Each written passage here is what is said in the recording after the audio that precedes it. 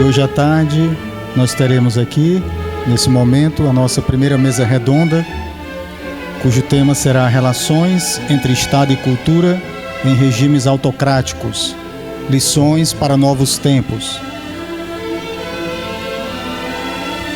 Então, para dar início à formação da nossa mesa, vamos chamar os ilustres participantes.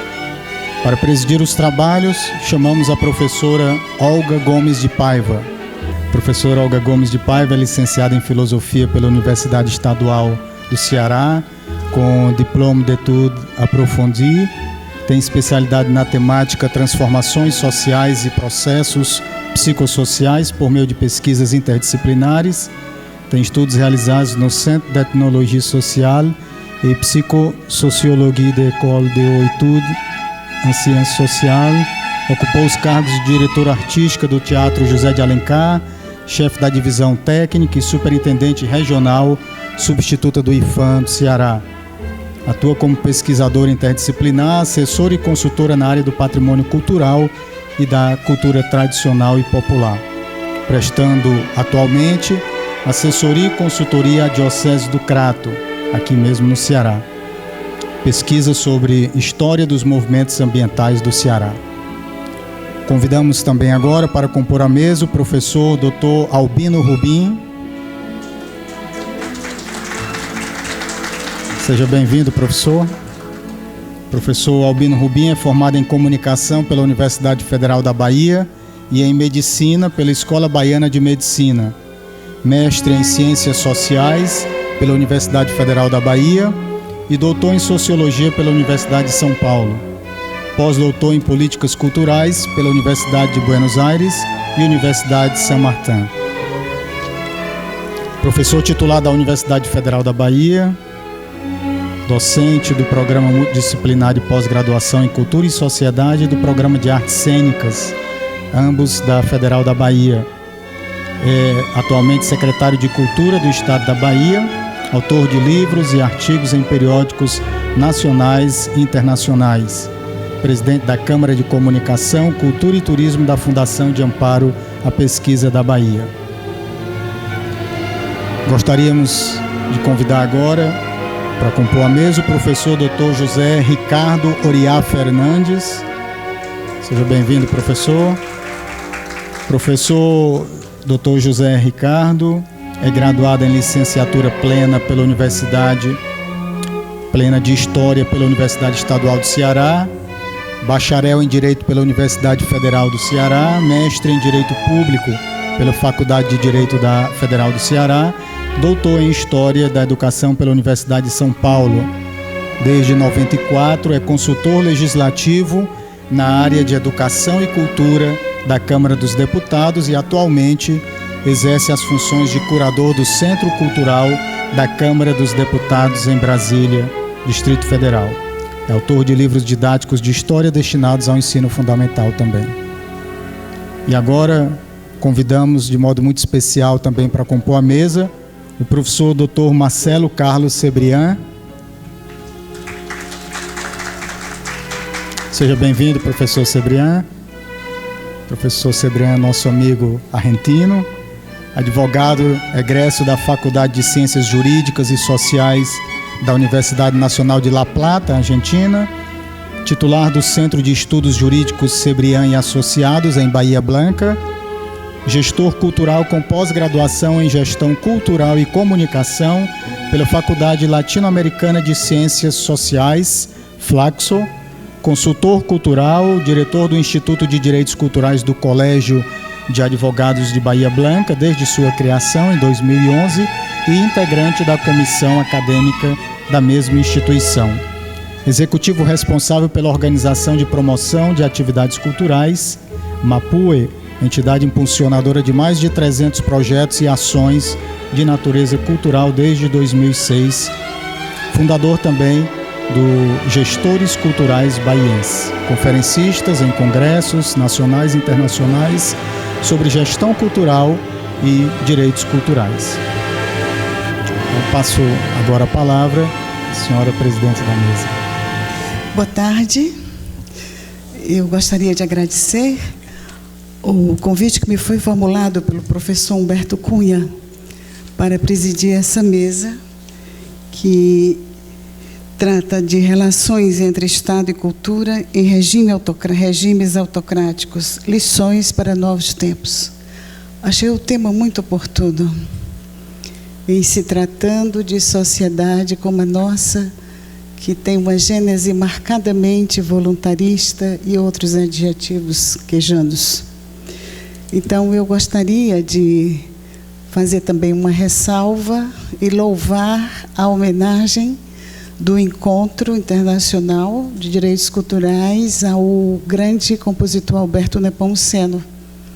É a segunda vez no Estado, no ano em que deveria se comemorar 150 anos de nascimento daquele que é considerado como o pai da música erudita nacional, essa homenagem que o Encontro Internacional está prestando ao cearense Alberto Nepomuceno, ao difundir as suas músicas durante o seminário. Para iniciar, eu vou então convidar o professor Ricardo Oriá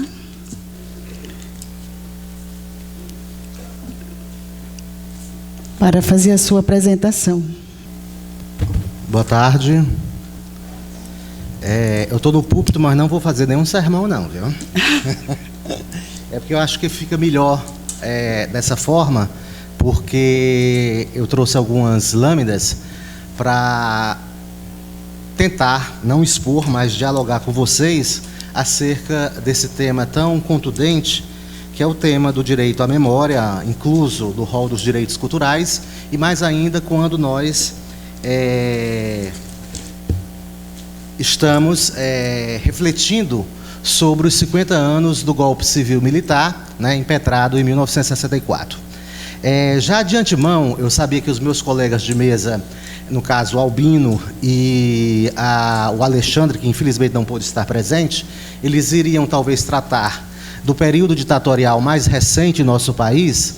Eu resolvi, até mesmo porque eu fui curador de uma exposição esse ano no Centro Cultural Câmara dos Deputados, uma exposição intitulada Getúlio Vargas, o Político e o Mito, que vocês devem ter recebido um pequeno catálogo junto com a programação. É esse material que, inclusive, está também disponível na Biblioteca Digital da Câmara. Então, eu vou fazer uma reflexão exatamente tomando como parâmetro a Era Vargas. E, nesse sentido, eu intitulei minha exposição A Invenção da Brasilidade, né?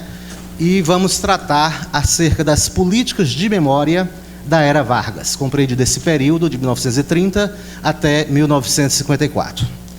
Bem, pode passar. Eu começaria com uma reflexão, né, acerca da discussão que nós temos feito no âmbito da historiografia. Eu gostaria só de salientar, eu sou formado em Direito e História, mas a minha inserção maior é no campo da História, né? Eu fiz doutorado em História na USP, e para a História tem sido um tema bastante candente, o tema da questão relacionada ao direito à memória e do dever de memória. Então, nesse sentido, eu trouxe uma reflexão que eu faço sobre a questão da memória, né? Ao nível do senso comum, se consagrou em nosso país dizer-se que o Brasil é um país sem memória, né? De quem gosta de passado é museu. E até o nosso querido Belchior, o cantor cearense, que fala que o passado é uma roupa velha que não nos serve mais. Será que o passado tem essa conotação tão pejorativa? Isso ao nível do senso comum. Passando a relevância do tema e trazendo para o debate historiográfico, nós podemos dizer que o passado não passou, né? Usando até um trocadilho. Ele sempre pode ser redimensionado à luz das experiências sociais do presente. Então, o passado, ele é presente, na medida em que, ao evocar a memória, ao evocar fatos do passado, eu o faço no presente, certo? São as demandas sociais do presente que me remetem ao passado. E o passado, para os historiadores, é sempre uma construção. Por isso que eu digo que o passado não passou. O passado, ele sempre pode ser interpretado, redimensionado, a partir das colocações que nós fazemos no presente. E, nesse sentido, o direito à memória, né? O direito à memória se refere a questão relacionada a um dos direitos fundamentais. Pode passar, por favor. Bem, você tem aí algumas questões trazidas pelo historiador francês Pierre Nora, né, que considera que houve nos últimos anos a emergência da memória e a construção de novos lugares de memória e, consequentemente, uma mudança em relação ao passado, né? Seja uma mudança na crítica às versões oficiais da história, a recuperação de um passado que durante muito tempo foi esquecido ou apagado propositalmente, a história oficial está aí para nos dizer. As comemorações, como essa dos 50 anos, elas nos remetem a uma reflexão crítica acerca do passado, né? Conflitos envolvendo lugares ou monumentos simbólicos, é muito comum também nesse contexto das comemorações, da revisitação que nós fazemos ao passado. Houve nos últimos anos uma proliferação de museus, e não mais os museus nacionais, né, que tentam contar a história do Estado-nação, mas os museus ligados aos movimentos comunitários, movimentos étnicos e identitários. Há, logicamente, também um maior acesso da população aos arquivos e novas informações, né? A regulamentação judicial do passado, os movimentos sociais querendo terem uma certa reparação indenizatória em relação à questão da escravidão, à questão de genocídios, enfim, esses movimentos sociais também batem à porta do poder público e, sobretudo, do poder judiciário. E, por fim, uma reivindicação do direito à memória, como eu falei há pouco, evidenciado pelos movimentos sociais, né, étnicos e identitários que emergem com maior força na cena brasileira a partir da segunda metade, a partir da década de 80 do século passado, a partir dos anos 80. Bem, essa, inicialmente, pode passar, por favor? Eu tentei trabalhar, né, sabendo também da exiguidade do tempo, trazendo algumas informações importantes sobre a Era Vargas, né? Era Vargas, nós vamos tentar contextualizar esse período conhecido na história como Era Vargas, depois vamos analisar o Estado Novo e sua política cultural, através da ação do DIP, do Departamento de Imprensa e Propaganda, o Estado Novo e sua política cultural, através da ação do Ministério da Educação e Saúde Pública, tendo à frente Gustavo Capanema, as políticas de memória, em que se tenta, através do Estado Novo, se inventar um novo passado nacional, e, por fim, a ideia de patrimônio histórico, que surge com a atuação do SFAM. A Era Vargas, compreendida como esse período de 1930 a 1954, delineando que Getúlio Dornelles Vargas, esse político gaúcho, nascido em 1882, falecido em 54, ele governou o nosso país por quase 19 anos. Então, foi um dos mandatários que maior ocupou o cargo de presidente da República. Em momentos distintos, né? Getúlio ascende ao poder político com o movimento revolucionário de 30. De 30 a 33 temos o chamado governo provisório, né? É um governo já em que ele governa sem a participação das casas legislativas, o Congresso está fechado nesse momento. Em 33 há a convocação da Assembleia Constituinte, ele é eleito pela mesma Assembleia como presidente constitucional, eleito indiretamente. Em 37, o famoso golpe do Estado Novo inaugura o que se convencionou chamar esse período ditatorial da nossa história, que vai até 45. Né? De 45 até 50, é o chamado exílio, né, de Getúlio, mas que retorna ao poder exatamente nas eleições de 1950, permanecendo até 54 com o seu suicídio. Por que a Era Vargas é tão importante, né, a nível da história nacional? Ora, a Era Vargas, né, ela empreende o que eu chamo, e que os historiadores, de um modo geral, tentam colocar, uma modernização do Estado Nacional. Isso é inquestionável. E essa modernização do Estado Nacional se dá, sobretudo, através da criação de novas estatais. É desse período, nós sabemos, a criação da Petrobras, da Chefs, do IBGE e de outras instâncias importantes da vida política nacional. Ou seja, Vargas tinha um projeto de nação. quer concordemos ou não, mas ele tinha um projeto de nação. É um momento significativo da nossa história, porque há a passagem de uma economia agrário-exportadora para o início de uma incipiente industrialização no país, né? E, consequentemente, Vargas vai ser responsável pela legislação social, pela compilação das leis trabalhistas, né? Cujo resultado é a chamada Consolidação das Leis do Trabalho, em 1943, e, durante a era Vargas, ocorre o que nós chamamos o processo de urbanização crescente, ou seja, o Brasil deixa de ser uma sociedade rural e passa a se transformar em uma sociedade urbana. Então, é realmente um momento ímpar da nossa história, sem sombra de dúvidas. E eu gosto de citar sempre essa frase da Ângela de Castro Gomes, que é uma das grandes especialistas na era Vargas, é pesquisadora do CPDOC, da Fundação Getúlio Vargas, que ela diz que, vivo ou morto, né, passados 60 anos da morte de Vargas, Getúlio é o grande mito político de nossa história recente. E isso é um fato inquestionável. Eu gostaria também de citar uma frase do Lira Neto, que lançou essa recente trilogia, num trabalho belíssimo. Ele fala: falem bem ou mal de Getúlio, ele é uma figura ímpar de nossa história, né? Bem, passemos agora à discussão da política cultural durante o Estado Novo. E aí eu fiz dois desdobramentos, mostrando que a política cultural não se dá apenas através do Ministério da Educação e Saúde. Vargas, quando ascende ao poder, uma das primeiras medidas dele, em 1931, é a criação do Ministério da Educação e Saúde, né? Até então nós não tínhamos o Ministério da Educação, né? Na época funcionava juntos Educação e Saúde. E esse Ministério da Educação e Saúde vai ser responsável pela institucionalização do campo cultural em nosso país. Mas, antes de falar do Ministério da Educação e Saúde, é importante nós destacarmos, em se tratando de um governo autoritário, a ação do Departamento de Imprensa e Propaganda, o chamado DIP, né? O DIP ele é criado em 1939, antes existia o Departamento Nacional de Propaganda. O DIP vai ser o grande órgão responsável pela criação, né, do mito de Vargas na história do nosso país, né? Apenas lembrando aí, no dia 10 de novembro de 1937, Vargas, em cadeia nacional, usando o rádio, né, instaura o Estado Novo, alegando a existência de um falso plano comunista, né, para fechar as casas legislativas, no caso, Câmara e Senado Federal, e todas as assembleias legislativas do país. Nomeia interventores para todos os estados, acabando, inclusive, com eleições em nosso país, né?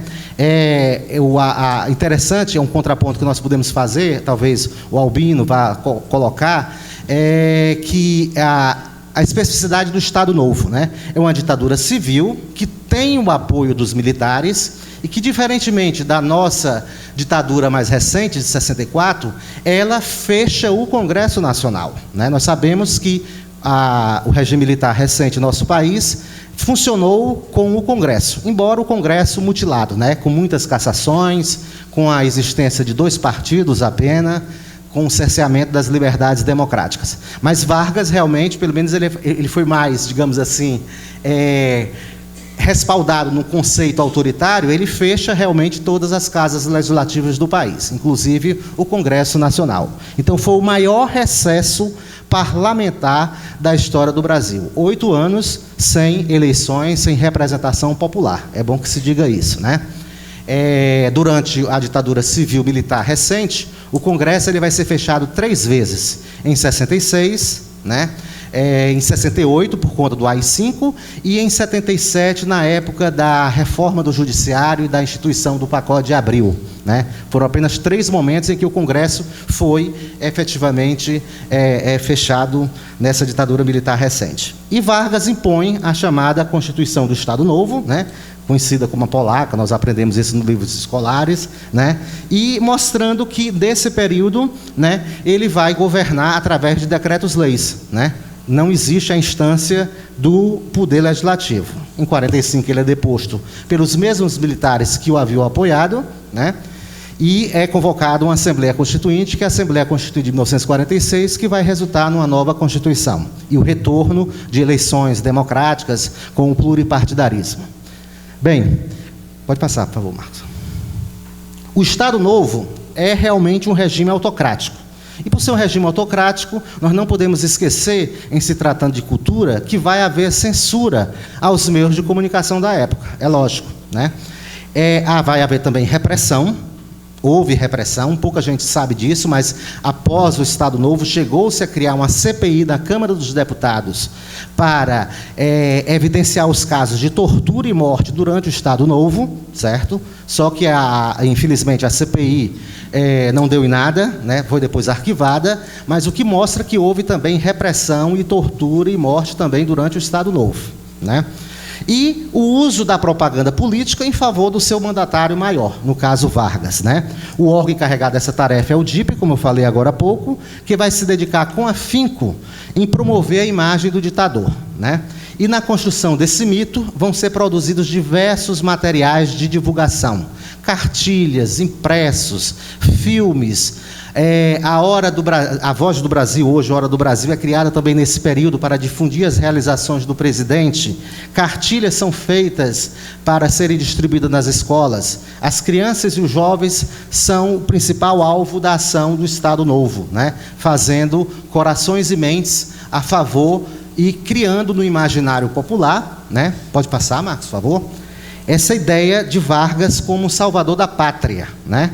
O chefe de governo protetor dos pobres e dos trabalhadores desamparados, né?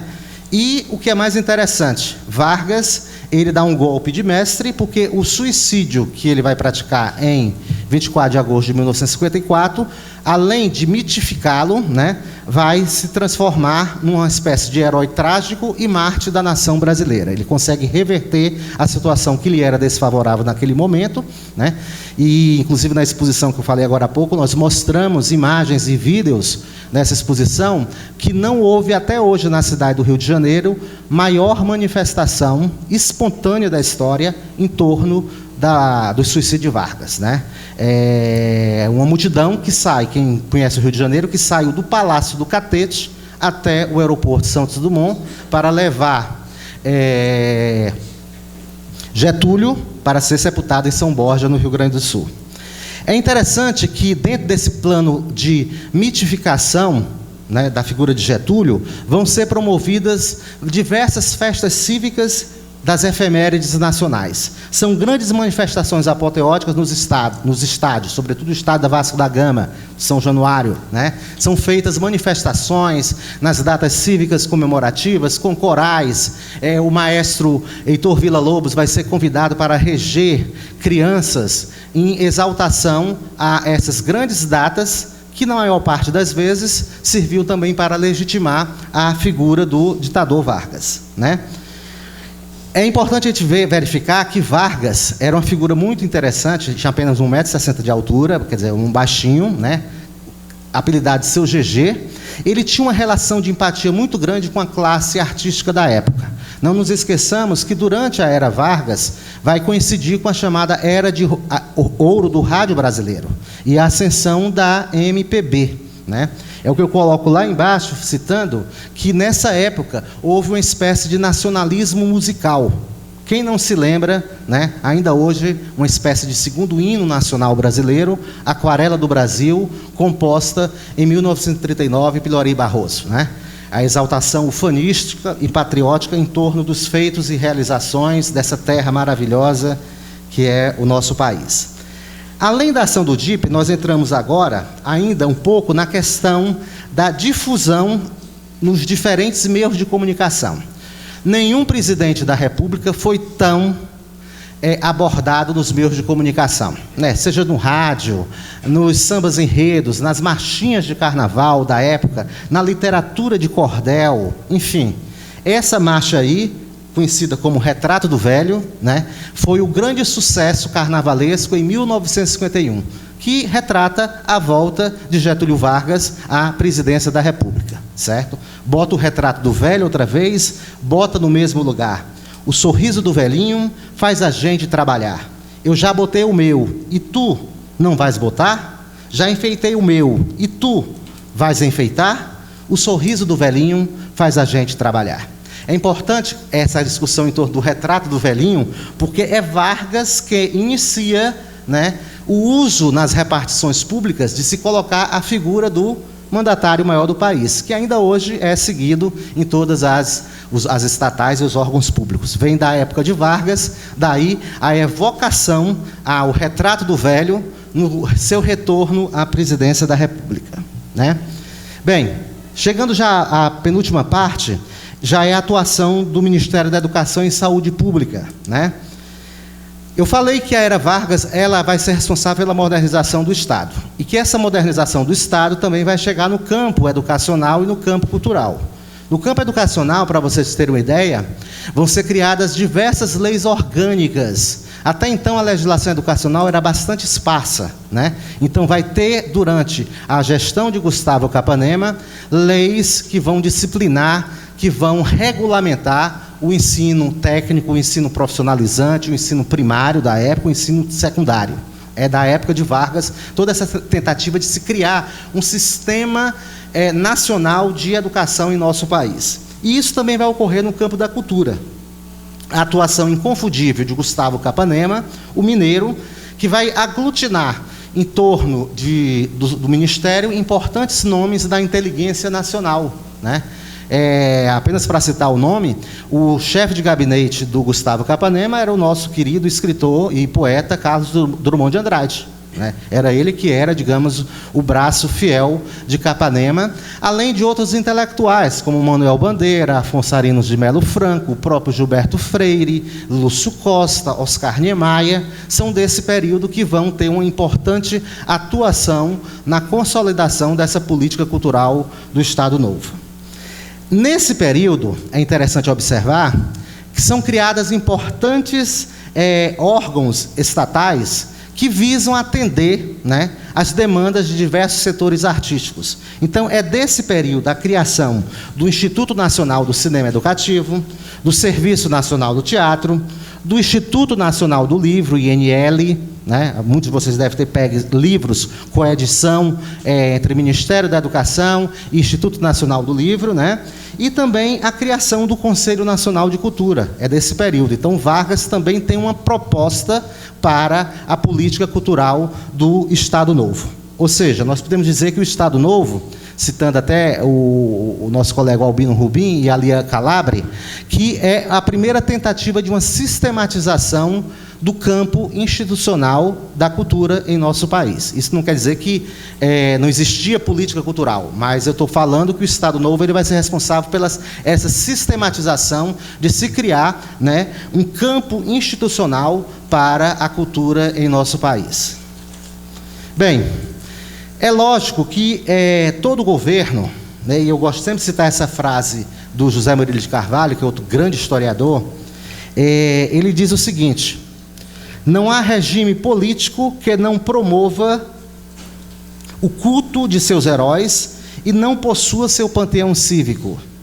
Heróis são símbolos poderosos, encarnações de ideias e aspirações, pontos de referências, fulcros de identificação coletiva. São, por isso, instrumentos eficazes para atingir a cabeça e o coração dos cidadãos a serviço da legitimação dos regimes políticos. O que eu quero dizer com isso? O Vargas, né, liderando um governo autoritário, mas isso, todos os regimes, sejam democráticos ou não, ou autoritários, eles tentam buscar, logicamente, a sua legitimação. E essa legitimação ela é muito atuante no campo simbólico, né, onde os governos tentam trazer um passado que lhes interessa. O Hobsbawm, que é um historiador recentemente falecido, um historiador marxista, ele tem uma frase muito interessante que diz o seguinte: quando não existe um passado adequado, ele sempre pode ser inventado, né? E, logicamente, o passado, às vezes, é uma invenção, é uma construção. E nessa invenção do Estado varguista, é lógico que eles vão escolher Tiradentes como sendo o herói por excelência, né? Tiradentes vai ser objeto de uma ampla divulgação, disseminação através de cartilhas, através de musicais de Heitor Villa-Lobos, enfim. E o mais interessante, pode passar, por favor? Essa imagem que vocês têm aí, que é a imagem do Panteão dos Inconfidentes, que está hoje, né, no interior do Museu da Inconfidência, né? O Museu da Inconfidência em Ouro Preto. No seu interior existem lápides contendo os restos mortais de alguns inconfidentes, não do Tiradentes. O que eu quero mostrar com isso? Que Vargas vai atuar no sentido de criar uma simbologia para o Estado Nacional, né, em torno da figura dos inconfidentes. Pode passar, por favor? E essa atuação do Vargas começa até antes mesmo da criação do Panteão dos Inconfidentes. Quando Vargas assume o poder, ele eleva a categoria de Monumento Histórico Nacional à cidade de Ouro Preto, em 1933. Com isso, ele já delineava uma certa política de valorização do barroco colonial, que vai ser o ícone por excelência da preservação do patrimônio histórico nacional. Durante o governo Vargas, tendo à frente o cearense Gustavo Barroso, é criado o primeiro órgão federal, nacional, de preservação dos bens culturais. É a chamada Inspetoria dos Monumentos Históricos, que na época funcionava atrelado ao Museu Histórico Nacional, né? Vai haver o repatriamento dos restos mortais dos inconfidentes e a criação do Panteão da Inconfidência, né? O museu é posterior. E, dentro da política também do SFAM, que nós vamos falar daqui a pouco, vão ser criados vários museus regionais. Até então, existiam grandes museus nacionais. O Museu Histórico Nacional, criado em 1922, o Museu Nacional de Belas Artes, enfim, grandes museus, o Museu Paulista, que tentavam dar uma dimensão da história da nação. Vargas vai se preocupar, o que eu chamo de um processo, que a Letícia Julião, historiadora mineira, fala, de interiorização e valorização da memória regional. Vão ser criados vários museus regionais, tematizando fatos ou ciclos econômicos da nossa história. É o caso do Museu da Inconfidência, né? O Museu Imperial de Petrópolis, para cuidar da memória monárquica, que também é importante nesse contexto, o Museu do Ouro, em Sabará, o Museu do Diamante, Diamantina, e o Museu das Missões, em Santo Ângelo. Mas a maior atuação de Vargas, logicamente, é na criação do SFAM, o Serviço de Proteção do Patrimônio Histórico e Artístico Nacional. O SFAM é criado a título provisório, em 1936, e com o Decreto-Lei 2537, que vocês aqui da área do Direito, e graças aos ensinamentos do Humberto e de outros que por aqui passaram, sabe que esse decreto ele vai ser de fundamental importância para a salvaguarda dos monumentos históricos nacionais, né? Com a criação da figura jurídica do tombamento como instrumento de tutela aos bens materiais. É lógico que a atuação do SFAM nesse primeiro momento, a chamada fase heróica, vai ser totalmente voltada para a preservação de grandes sítios históricos, né? Só em 1938 são tombados Sabará, Diamantina, Tiradentes, São João del Rei, com uma tentativa de salvaguardar essas ditas cidades históricas, que evocavam o século XVIII, respaldado no barroco mineiro. O barroco é considerado o ícone de nossa identidade cultural, né? A origem da brasilidade, né, remontando aí a tradição modernista, que começa com Mário de Andrade, né? E nós podemos destacar no SFAM uma atuação inconfundível de vários intelectuais, né, e de diversos pontos do país, capitaneados pelo querido Rodrigo Melo Franco de Andrade, que vai permanecer no SFAM durante um bom tempo de sua história. E de seus correspondentes locais, né? O Rodrigo, ele tece uma espécie de... Não existia internet naquela época, lógico, mas ele tece uma rede social, onde ele vai ter vários interlocutores em diferentes estados do país, né? Aqui mesmo, o Rodrigo tinha uma interlocução muito boa com o Liberal de Castro, né? Outros, como Gilberto Freire, em Pernambuco, Augusto Maier, e tantos outros, afonsarinos de Melo Franco, Manuel Bandeira, que vão ser uma espécie de colaboradores informais dessa política de preservação do patrimônio histórico e artístico nacional. E, terminando, não foram 10 minutos não, mas também não abusei não, né?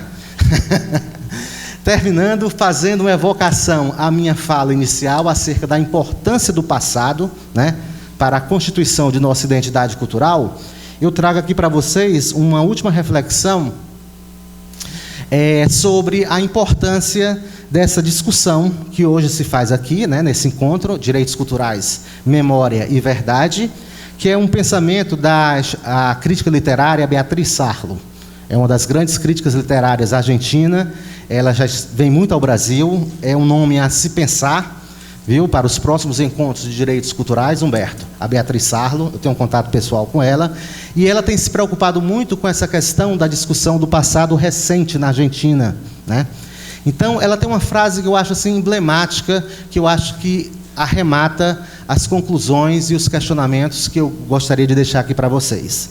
Diz ela: somos tão responsáveis pelo passado quanto pelo presente, porque jazem no passado as tarefas inconclusas e as injustiças não indenizadas.